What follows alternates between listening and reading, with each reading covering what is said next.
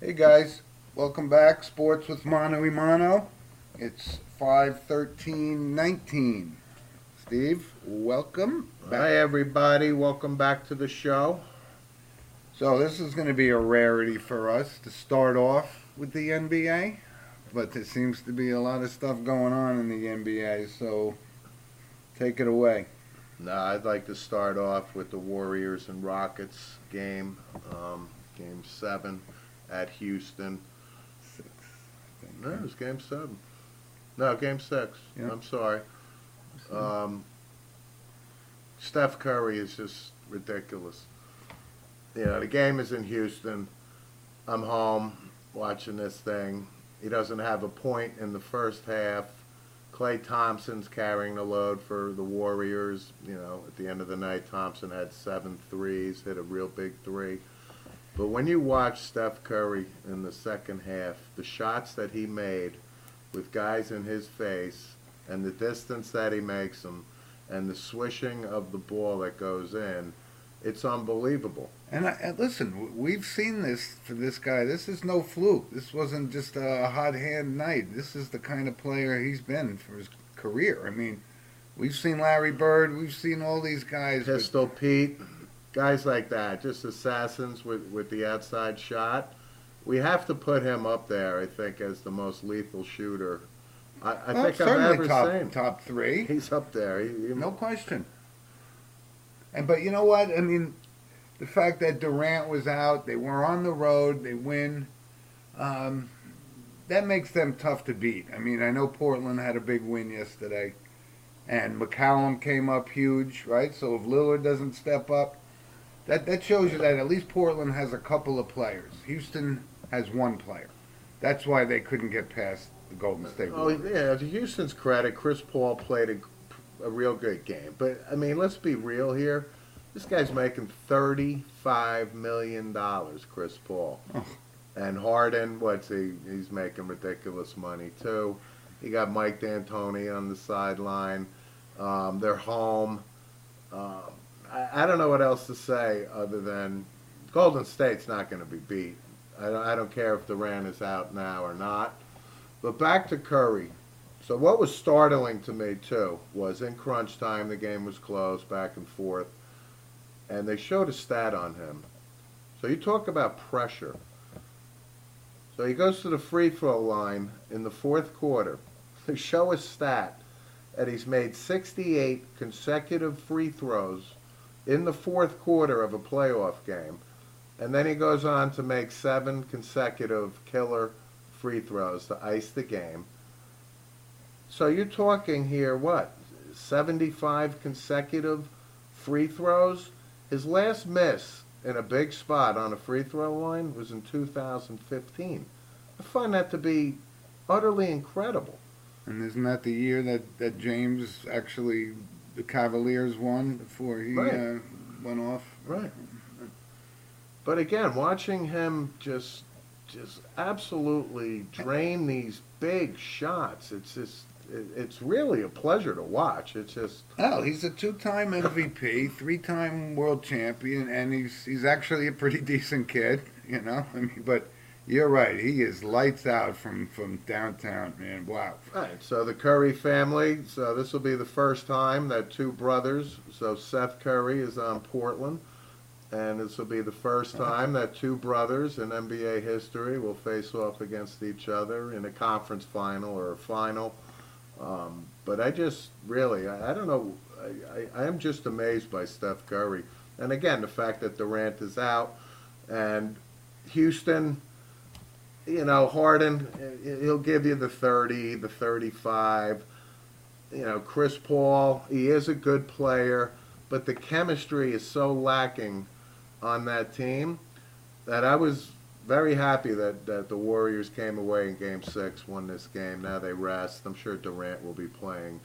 And, those are my thoughts on Golden State and Houston. What do you think? Well, listen, I completely agree. We've said if you put those five players on the floor for Golden State, they seem unbeatable. Now Durant is out, but They got some players. Is Iguodala? He's a good He's player. great. He's such a great role player. I mean, a real professional. these guys can step it up. And Draymond Green, as much as I really don't particularly care for his character, so to speak, this guy's he's just aggressive. I think he gets kind of a bad rap. yeah, but he makes big rebounds and he'll give you the shots. And like I said earlier, Klay Thompson, he's money in big spots too, and he's a pending free agent. So look for him to really get his big payday. If I'm Golden State, I don't know why you would let Klay Thompson walk out the door. I don't know why they'd let any of them walk out the door. It can't just be an issue of money because they're all making, like you said, Chris Paul, $35 million. That's outrageous. It's outrageous. It's outrageous, but that's what he's making. And then I saw the post-game news conference with Houston's owner, and I didn't know, I never heard of the guy. His name's Tillman Ferrata. So then, ironically, I'm watching the Golden Nugget commercial on TV, and he's like the owner of the Golden Nugget. Or, come on down to the Golden Nugget and $1,000, all this stuff. But he was pissed. He got up. The game wasn't over. He left before the game. I think that was 10 seconds left or something. But he was in the locker room afterwards, and that's the type of owner you want. This guy's got billions of dollars, but he seemed a fiery guy. Like, trust me, we're going to make changes. We're going to do whatever we got to do to pull this off, et cetera, et cetera. So I was kind of impressed by his passion for his team.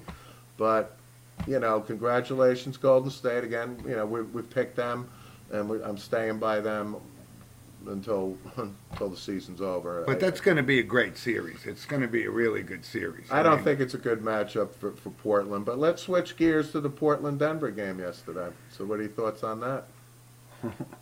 Well, we just talked about it before the show. A guy like C.J. McCollum comes not out of nowhere. He's a really solid player. Solid but pro. when Lillard is not exactly on his game, not lighting it up, this guy comes through with 37 points. Tip your hat. Yeah, so my thoughts are watching this game, Portland, at Denver. It's kind of a tough arena to play in. Denver back in the day was good. Obviously, it's been a long drought for them. But Portland couldn't get out of their way early. Denver had the opportunity. They were up 17, and they literally could have been up by 25, maybe even 30 points. Yep. So only down by 9 at halftime. Portland, I kind of felt was in the second half, you were going to expect Lillard to warm up. I mean, he had a tough shooting day in the first half, but McCollum carried him. And McCollum, too, if you saw this block, did you see that play? I mean, those are the little things where, what a great game McCollum had. And that block was really instrumental. He hustled down. This guy was just about to get a layup, comes out of nowhere, swats it. Boom. It's little things like that. I'm a huge C.J. McCollum fan. For fans who don't know where he went to school, went to Lehigh. Went to a small school, and he has really been a great pro. This is probably his 7th or 8th year, maybe even 9 now. Time flies. Yeah, okay. But Lillard in the fourth quarter makes that huge three in the corner. Had a rough day shooting. Big fan of him. You tip your hat. Actually, this Enes Kanter, who was on the Knicks, had a solid day for Portland, 12 points, 12 rebounds. And, so Portland advances first time since 2000. Portland's been in a Western Conference final. I just don't like the matchup. I think Golden State's got just too much. I kind of do. I'm gonna say I actually like the matchup more than I thought I would. And Portland, like I said, this is going at least 6 games. Probably 7. I'll go 5. Wow. Okay. Yeah, I'm going 5. I just think Golden State, especially if Durant comes back healthy, which I'm sure he will. All right. Well, we'll see. But the point is, those were 2 great games, and then let's roll down to last night's game between Toronto and Philadelphia. Your thoughts on that? Well, something you and I can't say we're gigantic NBA fans, although we know what we're talking about. We used to be gigantic NBA fans. Of course we did, right? But the game's kind of changed and so forth. But Steve and I couldn't be more impressed with this Kawhi Leonard. I mean, I really have turned it around to say I think this guy is top 3 in the league. I mean, Unanimous top three. right? You got Durant, maybe Curry. You got Yeah, LeBron's Giannis, still there. LeBron. Giannis, right. But wow, is he? And that shot was impossible to make. Yes, he got the members bounce off the rim and so forth, but he really came and made the difference for Toronto. Toronto's always, they've come up short. They've had a good. Not only him. Obviously, Leonard carries the load for that team, but Serge Ibaka played a great game for Toronto. This guy chipped in with some big points, big rebounding, getting balls. He was huge. And who's this other? This other guy, Siakam. He's a player too. Yeah, so they got a good threesome there. And Lowry, Kyle Lowry, he's kind of an up and down guard. He's a very talented guard. He came out of Villanova. God, he's been in the league probably 7, 8 years too. But the flip side is Philadelphia. A couple shows ago, I think I made a statement on this Joel Embiid. I couldn't have been happier that he came out in that corner and Leonard got the ball off on him. That's right. But the point is, this guy needs to mature himself. Ben Simmons takes 5 shots in a game 7, right? I don't know what you assert that to, other than maybe fear of missing. He's got to grow up. Philadelphia has a good nucleus. Butler can walk out the door, but I think, and Tobias Harris, I think, is a really solid player. I think he's a free agent. Yeah, but I don't see either one of those two being, both of them were supposed to come in and solidify Philadelphia, right? With Embiid and so forth, and they got shushed out the door. Hey, I mean, they got to game 7. I'll give them credit for that. I made the statement a couple shows ago. I don't like the character of these guys. They're talented, but I don't like the character of this team. I agree. And I couldn't have been happier that Kawhi Leonard made the shot. And also, I saw, it was actually fascinating that this was the first game-winning Game 7 shot in NBA playoff history. And when you think about a big shot, you think of Michael Jordan on in Utah clinching the championship. That was a Game 6. I found that to be like, wow, really? And what a shot it was, obviously, with the rolling around in the rim. Right, and the one where he shot it over Elo to win it, right? That was against the Cavaliers, I think, right? Yeah, so I found that to be an interesting fact. That was 30 years ago last week. Oh, God, sure. Yeah. But it's been great basketball, NBA, so I can't dispute that. It's been exciting. And now you have your matchups going forward in Milwaukee, Toronto, and you got Golden State, Portland. I like Golden State, Milwaukee. I just think Milwaukee has a little bit more with Giannis. Although, again, I don't discount now Leonard and I agree, but I really think the character and of this and the talent of this Giannis, he is virtually unstoppable. And I don't know, like I said, it's going to go toe to toe. Who's going to come up bigger, Leonard or him? But I don't think anybody can control Antetokounmpo. I just don't think he's stoppable. No, so that's why I like their chances to go, and it would be a great final. Plus, they got home court advantage, so I'll give Milwaukee a slight edge there. But that's going 6 games too. But I think what my thinking is that the Bucks, they could shut down. They could come up with a game plan to shut down Leonard, and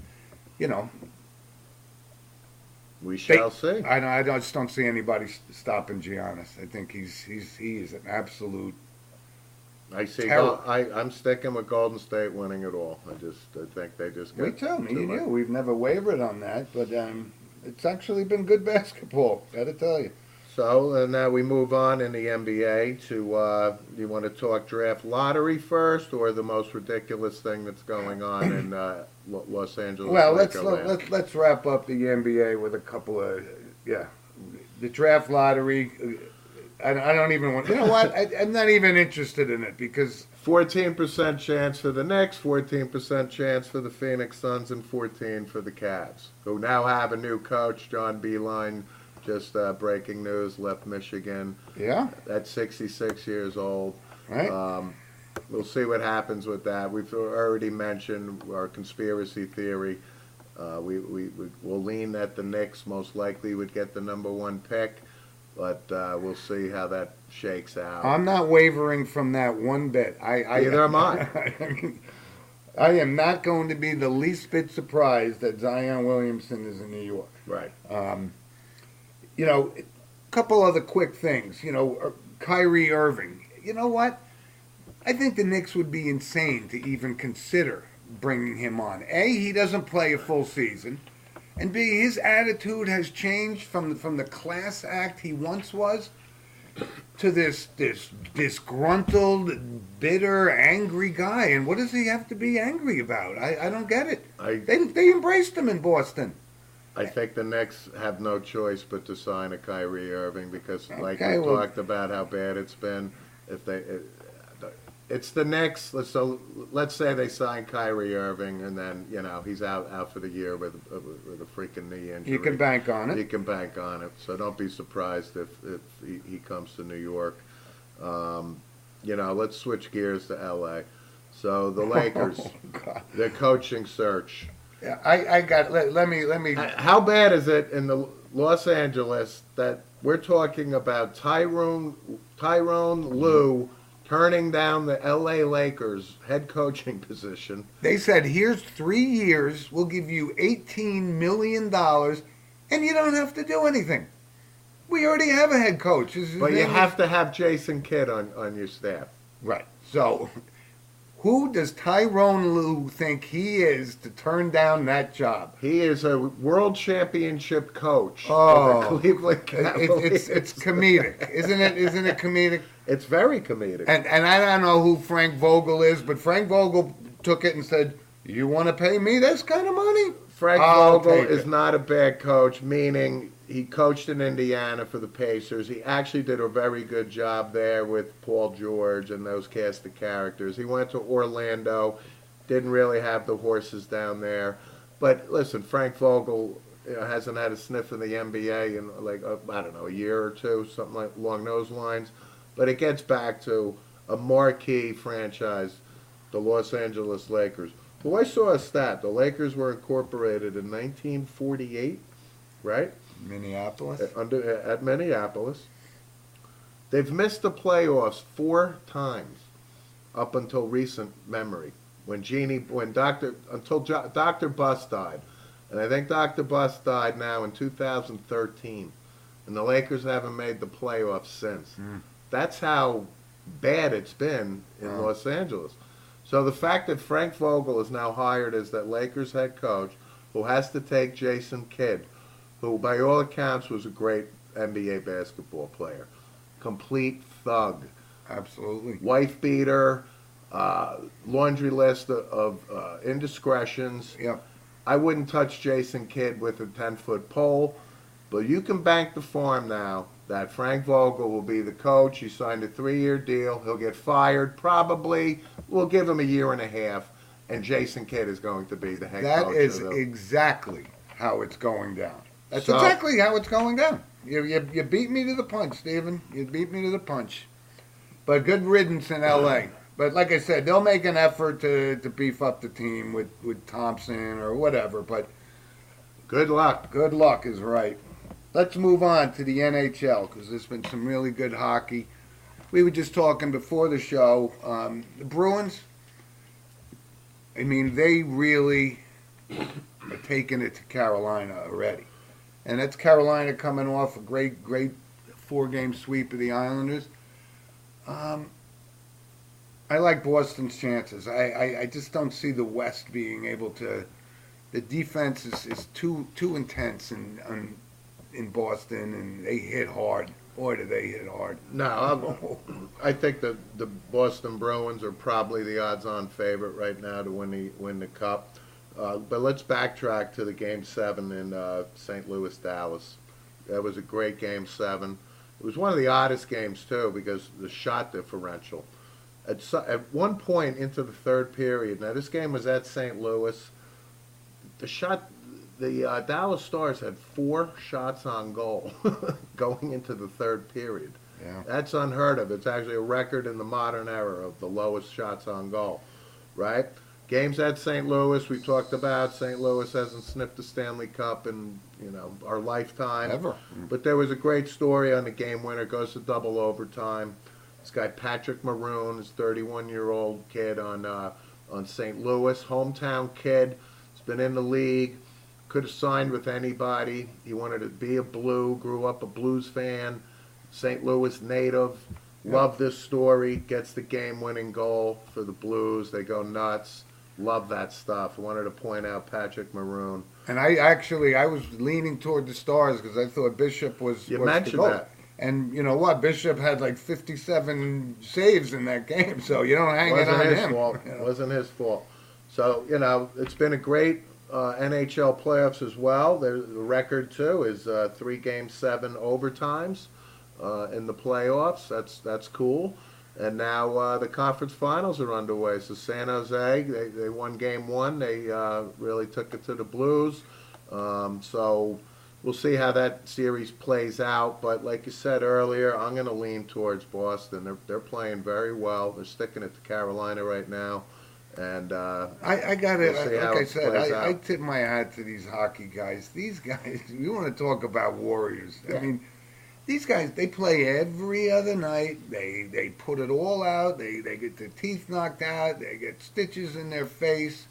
And they're back out on the next In shift. 5 minutes. These guys Sometimes they got to go into the locker room to insert new teeth for 2 seconds. these guys but- in the NBA get knocked down going for a layup, and they're writhing in pain. Oh, on the my bench. finger! You know. My finger! It's amazing, you know.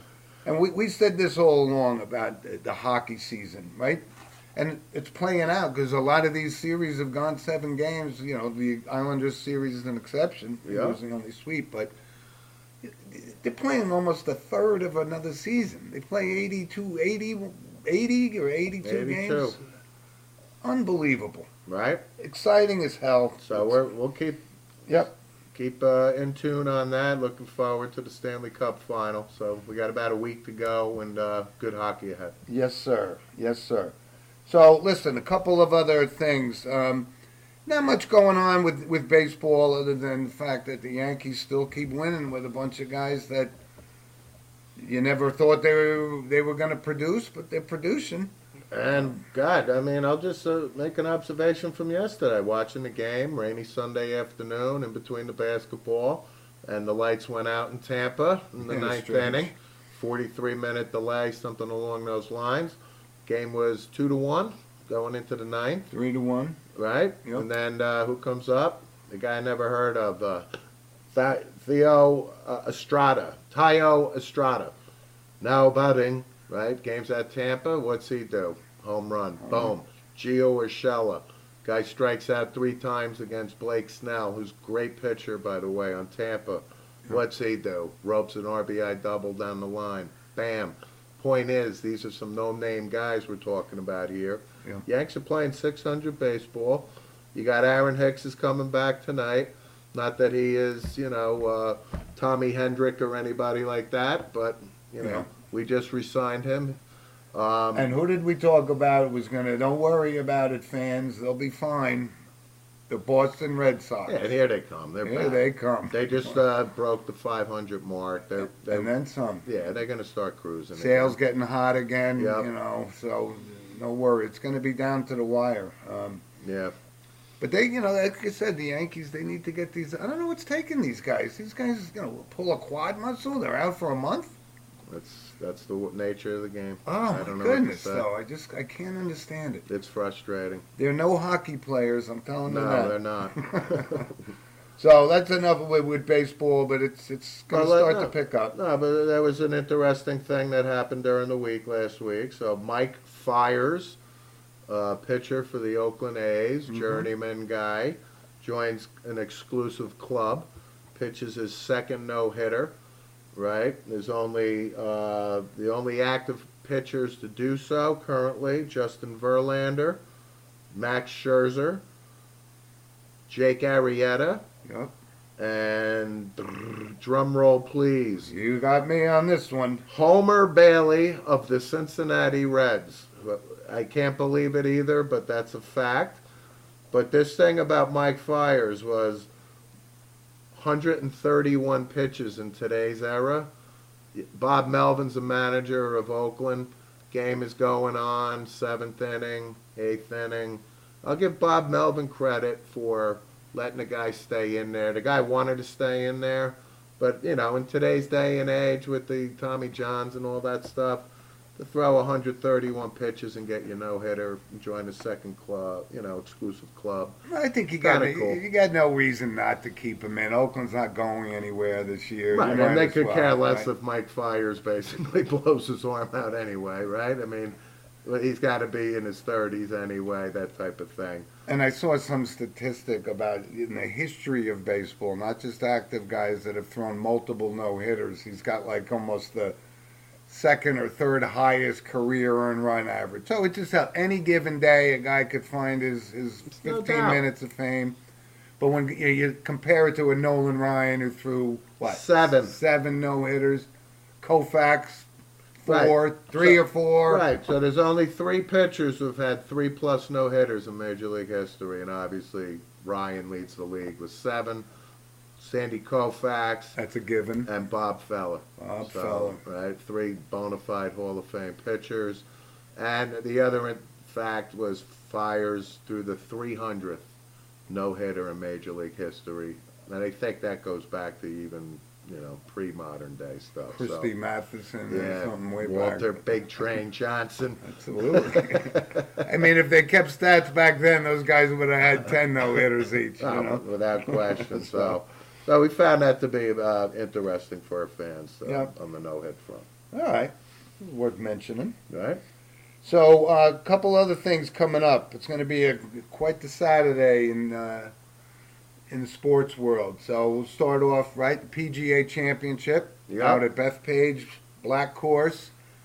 A monster of a golf course. I've never played it. One of our fans, George, has played it many times. He's a very proficient golfer. And even he said, this is not for the faint of heart. I mean, when they put a sign that says this is an extremely difficult golf course, Right. they're not kidding around. No, they're not. And I've walked that golf course, and it certainly, this is a true test. And one of our, I think it was George. that It was mentioned- George who emailed us at sportswithmono@gmail.com. Thanks for the email, George, and he gave us his thoughts on Yep. what he thinks will transpire this weekend, and tell the audience who he picked. Well, the interesting thing that George brought up is saying that this is traditionally, obviously, the U.S. Open is the toughest rough in the major sports. But I see this, especially with all this rain, it's going to be tough to keep it. But Bethpage is just as treacherous, Difficult, from a rough perspective. So George's point was, yes, you got to be a bomber to get down that fairway, but you got to be accurate, because if it goes in that rough, forget it. You don't stand a chance. And also, again, this is the first year that they've moved the PGA championship up in the rotation, so it's now considered the second major. I think it's a great move by the tour, because the PGA typically is the last major. It becomes a redheaded stepchild, because typically the NFL, college football has already started, kind of gets lost in the mix. I think that's a great move by the tour. So the second major of the year is this week at Bethpage Black. And it's essentially 2 U.S. Opens then this year, because of the level of difficulty of the course. Yep. So who do you like? Who are Okay. you looking at, James? Well, here I am. Okay, I see, and to George's point, you got to be a bomber. So that puts up, guys like McIlroy. It puts Johnson. It puts Koepka up there in the mix. Tony Finau, we can blast it too. Well, here's my take on it. I like the way that Koepka's been playing as of late. This guy is a big time performer. Especially in majors. He's And got the last 2 U.S. Opens That's under exactly his belt. what I'm referencing, and he came in second yesterday in the Byron Nelson, or third or something, in the top 5. Right. And he looks like he's primed and ready to go, and he can certainly get that ball down there like nobody else's business. So I'm going to go with Kepka because I really like his performance in majors. Johnson still has, he has a little bit to prove to me, that he can come up big. He's certainly a top player in the world, no question. Maybe even be number one right now, number two, whatever. And I think Rory's going to be in the top 10. I think Tiger, he's played very well at Bethpage before. He won the Open there once. But I just don't see him. I see him finishing top 10 with McIlroy, but I don't see either one of those guys winning. And I know I keep mentioning it because, I'm going to be right one of these days that Ricky Fowler at some point in time is going to win a major. Okay. So I'm going to put him up there as a possibility, and I'm going to do my long shot because a no name could sneak in there. And one guy I've kind of grown to like, and he seems to always, seems to be in the mix. My sleeper, Patrick Cantlay. Okay. So, what do you think? Well, Koepka, and I don't want to agree with you for the sake of agreeing, but you just can't discount Brooks Koepka. I guess this is the type of course where, like a U.S. Open, where par is what you want to get and make your pars and move on because of the difficulty of the course. And Koepka is certainly proven, especially in his U.S. Open career. So I like his chances, obviously. Okay. I'm just going to flat out and go with Dustin Johnson. I think this is his time, you think? Well, I think, he's won a major before. It's not like this is going to be new for him. The guy's just in phenomenal shape. He can blast it with the best of them. So my pick is going to be Dustin Johnson. And, as far as a sleeper goes, I don't know. I mean, there's just so many of these guys out Tony there. Finau? Yeah, Tony Finau is another one. I like his chances too. Actually, and I wouldn't even call him a sleeper. Not in Cantlay's category, but Right. He's a good player. He's an up and coming, and he's going to get his day someday. And there's guys again, John Rahm and guys like this. Not that he's won a major yet, but I can see him breaking through. There's just so many. Patrick Reed has been very quiet this tour. He could break out. So I'm going flat out. Dustin Johnson is going to be my pick for the PGA Championship. Well, we're going to see how and that we'll plays be watching. out. And I'm glad that it's raining now. Obviously, it's been miserable weather here in the northeast where we live. I think the weather is going to clear up by Wednesday. But the fact is, these guys aren't really going to be able to get out there and do their practice rounds as much as they'd like. Yeah. So it soften up the greens. The weather should be sunny for the tournament, but we'll see how it plays out. Yeah. Yep. Looking forward to that too. It's great. PGA. And you're right. I agree. I think it was a smart move to move it up because it did get lost in the mix in the majors. So what else is happening? This coming Saturday, big horse race. Oh, big horse race? What's going on in Pimlico? Yeah, I think they call it the Preakness. The Preakness. Yes. That's the second leg of what? The Triple Crown? It is. And there will be no Triple Crown, folks. No, there won't. Jim, tell the audience why there won't be any Triple Crown this year. Well, because obviously we're coming off 2 weeks ago or, a week and a half ago, the big controversy and so forth. And Country House, 65 to 1 shot, wins on the disqualification and so forth. So he's not running. And I think that's probably a smart move. They said he had a cough, but I saw some on, yeah. Rusty! Rusty! For our Seinfeld fans. But I'm looking. Here's my take on it. Right, I really like Tacitus, who ended up, based on the disqualification, came in third. Still think he was the best horse in that race on a dry track. So hopefully we'll have some better weather down in Pimlico. But Tacitus isn't running. He's there's no sense in running, and he'll be running and probably be the favorite in the Belmont. So my take on this is It's the largest Preakness field in what, 20 some odd years, 30 years maybe? Well, so there were what, 20 horses ran in the Kentucky Derby. So the field has been cut to 12, which, to your point, I think is a lot more than in recent memory. Typically, what, 7, 8, 9, 10, Yeah, 9. something along those lines.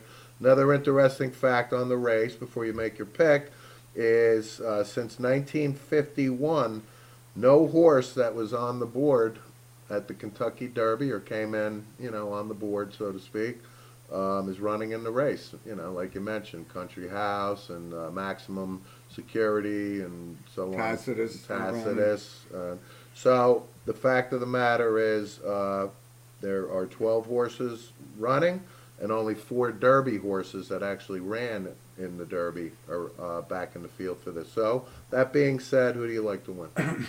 Well, I think the favorite's going to be, and it's the early favorite, Improbable. Sure. And I still think he's probably the best horse in the race. But like I said, with a smaller field, I think it opens it up for some possibilities. And I'm going to say I like Bourbon War. Hasn't raced in 6 weeks, so he's well rested. Won the Florida Derby. So I like his chances. I like a couple other horses. They were both in the Derby, so, that could be a curse for me. But I like Win, Win, Win, and I like War Will. So you could take either order, but I like Bourbon War to win the race. Okay. But I think Improbable's, like I said, still the class of the race, so may come in the money. But those other 2 horses, I think one of them can at least get second or third. I'm going Improbable and just feel, again, it ran in the soup in the Kentucky Derby. He was kind of, what did he wind up, 5th or something, based on the disqualification? Yeah. I think he got bumped down a little bit. 4th or 5th. Yeah. Right. I'm going to go with Improbable. The Okay. 2 other horses that you mentioned, War Will and Win, Win, Win, I think I'll, should show or place. And of those 3, come Saturday when I go to OTB or whatever, I'll keep Bourbon War in the mix too. Yeah. You know horse racing better than I do. So. I like his chances. Okay. And here's an interesting fact about the Preakness. It's the most expensive trophy in sports. Oh, that's an interesting Isn't fact. that's kind of fun fact? What right? is it made out of? Oh, it's a Tiffany and all this Yeah. other kind of nonsense, Right. but Right. And obviously, instead of getting, it's not a run for the roses, it's a run for the black-eyed Susie. That's right. Right? Yep. So Yeah. So hopefully the weather's good for the race. I hope so too. I hate when that kind of conditions we had in the Derby. It's the shortest of the 3 races too, right? That's another fact on it, right? Well, certainly shorter than Belmont, which is the longest. By far the longest, absolutely. Might only be the only mile-and-a-half track in the country, Yeah. I think. So, good stuff, right? It's a great weekend coming up for golf, sure and, is. and unfortunately, there's going to be no Triple Crown this year. They waited since '78 when Affirmed won, and we've had a rash of Triple Crown winners in the last few years. So I Yep. mean that's cool, and unfortunately, again, the Kentucky Derby had the odd circumstances this year, but. Well, it's tough to win the. It is what it is. It is tough to win the Triple Crown. So. Right. So Great weekend for sports coming up. Great weekend. And listen, before we get to our sponsors and our shout outs, just a quick note. Steve and I were just touching base on it. In tennis, I mean, this guy is going down as one of the legends, but Roger Federer won his 1,200th match. that's a lot of potatoes. Isn't it? I mean, and he's awesome. And only Jimmy Connors accomplished that feat. And we talked about it. I think Connors may have padded on a little bit after Yeah, after Connors, his I'm prime. sure, played till he was 41 or 42. I mean, Maybe. Wasn't really a factor at the end of his career. What's Federer now? 38? Yeah. Maybe boarding 39. Closing in on it. And, he's got the most majors, right, Federer? And Nadal's on his heels, isn't he?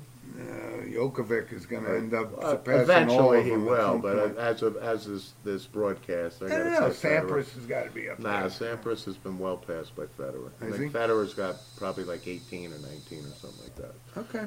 But Pete was great. But Federer, like I said, he's always been a class quality guy and just exemplifies sportsmanship and everything. And I wanted to make sure we noted that because Good. we do have some tennis fans out there. Yep. So, Steve, shout out to one of our loyal listeners. Yeah, I want to shout out to Mr. J.D. Karen of Franklin Lakes, New Jersey. Our sons played lacrosse together, and actually J.D. and I grew up back in the day, played football together, and J.D. has been a loyal listener. He's been giving great feedback, enjoys listening to the show. Excellent. And I wanted to thank J.D. on behalf of Sports with Mono and Mono. Great. And thanks, J.D. I know JD from way back too. Absolutely. I haven't seen him in 100 years. So one of JD's observations was he thinks we should be more antagonistic towards one another because he knows us, right? So he wants us to be a little more animated in our voicing our not agreeing on certain things. Well, but, when we disagree, we will certainly disagree. but thanks for the feedback, JD. Absolutely. Right. All right, so before we sign off, our sponsors, Di Filippi's Bakery, Monticello, New York. I was there yesterday morning, had myself a great Western omelet and sausage patty and a little cannoli at the end of the breakfast. They also have an open mic for anybody who's up in the Hudson Valley on a Sunday morning. Typically around 10 in the morning, you can go there, get a great breakfast. And they got a cafe as well as the baked goods.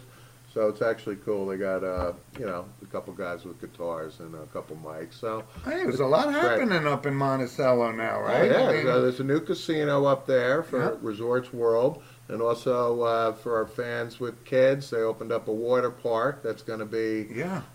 it's called the Cartwright, K-A-R-T. Yeah. And that's an indoor water park, new hotel. So Largest water park in New York State. apparently, so they just opened the doors, and we just wanted to shout that out for anybody, with young kids and stuff, and Yep. looking for a long weekend. Yeah, they're trying to make Monticello Yeah.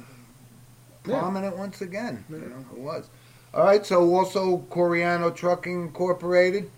Guy, I saw him last week and appreciate your sponsorship as well. Thank you, Guy. And of course, our loyal guys from day one was Lynch Toyota from Manchester, Connecticut, and Harley Davidson of Utica. Those guys have been with us all along, and we Vroom, thank vroom, vroom, vroom. Yeah, you want a bike? You get one from Joe Carbone in Utica. Totally. All right, guys. So thanks. Enjoy the exciting. Weekend coming up. Enjoy the golf. Enjoy the Preakness. Enjoy basketball, hockey, Everything. baseball, and we will catch you probably next week. And if you have any comments, questions, again, we highly encourage reaching out to us. We always love to hear from the fans. Sports with Mono and Mono at gmail.com. Have a Yep. great week, everybody. We'll Thanks, talk guys. to you later.